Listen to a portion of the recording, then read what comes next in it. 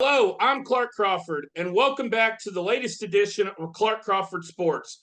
The Houston Astros suffered another tough loss last night, dropping the series opener to the Atlanta Braves 6-1. The Astros record with the loss last night sits at 6-12, while the Atlanta Braves improved to 10-5. It was a close game until the ninth inning with a 2-1 Braves lead before newly signed closer Josh Hader imploded once again with another late inning collapse. And the Astros, who were on a 2-game win streak coming off of a massive series divisional rivalry win against the Rangers, winning the series 2-1, took another step back. Josh Hader has now appeared in 9 games this season, and he has a 9.39 ERA along with an 0-2 record.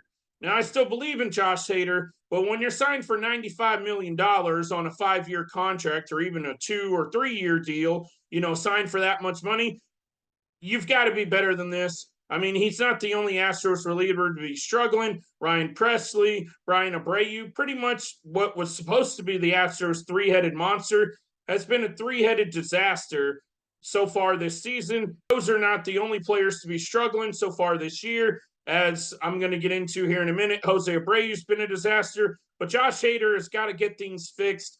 As like I said, he's making $95 million to basically suck, and the Astros, with all their contracts and whatnot going on, well, the Astros are pretty much lighting money on fire so far this season. They're 6-12 with the 3rd highest payroll in baseball. It's unacceptable.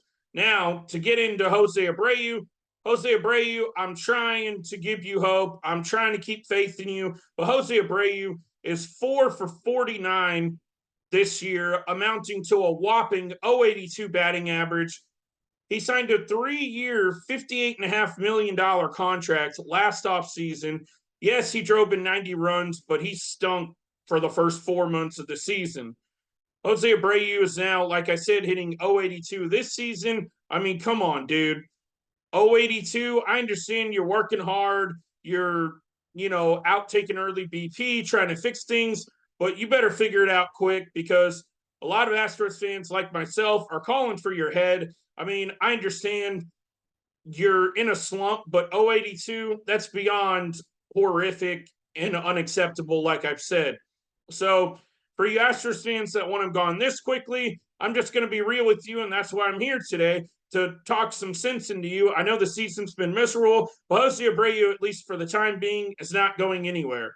Abreu, yeah, he sucked. I mean, there's no other way to put it, but you're not going to cut him as of right now or DFA him because if anybody suggests trading him, well, that's a joke in itself. He's 37 years old and hit a massive decline. He has no trade value left, just how a lot of fans want Lance McCullers gone or traded. Well, he's got no trade value either.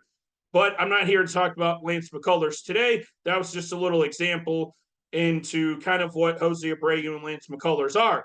But anyways, back to Abreu. Whether you like it or not, he's going to be an Astro for probably at least a few more months. The Astros are not likely to cut ties on him till at least midseason, if not give him the whole season to try to figure things out. I'm not holding my breath for him to turn things around, but it will certainly be a nice shot in the arm to the Astros to get any kind of production out of him because, well, they're 6-12 through 18 games. The season's not over, but I mean, heck, if they could get something out of him, that would certainly improve their chances on just winning a few games for starters. As I said to begin the video, the Astros lost last night 2-1. The pitching was good. Spencer Arrighetti was much improved from his first start, going 3 innings and giving up 7 runs, imploding in the 3rd inning.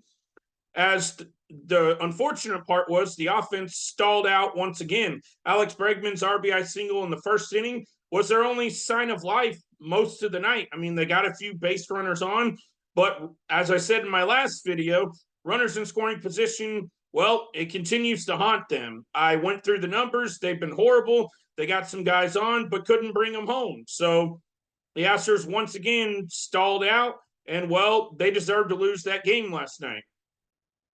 But I'm here to say reinforcements are on the way, at least pitching-wise. The offense is just going to have to figure it out. You got rid of the biggest problem last year not re-signing Martin Maldonado, but then, of course, Jose Abreu's becoming just as bad as Maldonado. As I'm going to go through the numbers real quick just for fun. Jose Abreu's hitting 082 on the year, and I went and checked. Martin Maldonado's hitting 065. So neither one of them are good. I'm just thankful we don't have both of them in the same lineup this year, because two guys hitting under 100. I mean, Astros Twitter is already bad enough. Could you imagine how much worse it could get? Anyways, more Astros news and notes, as I'll begin with Justin Verlander. If his bullpen session scheduled sometime this afternoon, as I'm recording this video, will likely be inserted back in the rotation sometime this weekend, which will give the Astros a much-needed boost to their starting rotation that's been abysmal as of late. He's likely to pitch this weekend in D.C. when the Astros take on the Nationals. JV is not the only pitcher that they have received good news on in the past few days, as Framber Valdez is likely not going to need a rehab start, as he's begun to throw a baseball again. If all goes well for him, they believe he'll be back before the end of the month. Urquidy could be getting back soon as well. So the Astros, at least pitching-wise, reinforcements should be coming if all continues to go well. Getting veterans back like this could be a spark to the team, and hopefully a win streak will start sometime soon. Other Astros news, a call-up has been made as Forrest Whitley. Yeah, you remember Forrest Whitley, Astros 2016 number 17 overall pick in the 2016 draft, has been called up.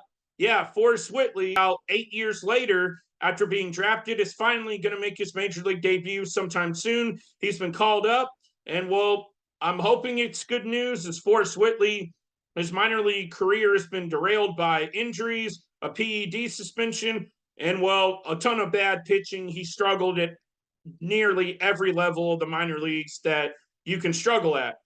But nonetheless, congrats to Forrest Whitley. He's had a subpar minor league career, but that doesn't mean he can't have success at the major league level. As in his last appearance for the Space Cowboys, he was throwing upper 90s. He topped out at about 98, 99 miles an hour. So Houston's hoping with Forrest Whitley's fireball of a fastball, he can hopefully bring maybe some stability to a bullpen who needs it. Now, I don't know how long Forrest Whitley may or may not be around, but if he pitches well, he certainly can stick around in the bullpen, who really needs help and needs some better pitching, because your three studs are struggling, and just about everybody other than Seth Martinez, Taylor Scott's been solid, and for the most part, Rafael Montero's been good, but the other guys in the bullpen, mixing and matching, have not been good. The Astros have also made several bullpen moves already. Guys shuffling the deck up and down between Sugarland and Houston. It'd be nice to get some stability and not have to move the bullpen around so much. Two of the Braves series continues tonight, and it's a battle on Tuesday night of Reynaldo Lopez versus Hunter Brown. Now, Hunter Brown's arguably coming off of the worst start in MLB history. He gave up 11 hits and 9 earned runs in 2/3 of an inning in his last start against the Royals on Thursday. Hunter Brown has not been good. His first start, he went 4 scoreless, but his last 2 starts have been nothing to speak of. I just want to put it past me and to say, Hunter Brown, he can still be a valuable asset to the team. He just needs to figure things out. Astro fans, relax. Pretty much everybody on this team is struggling to begin with, so let's not knock too much on Hunter Brown. Yeah, I know he's been bad, but you know what?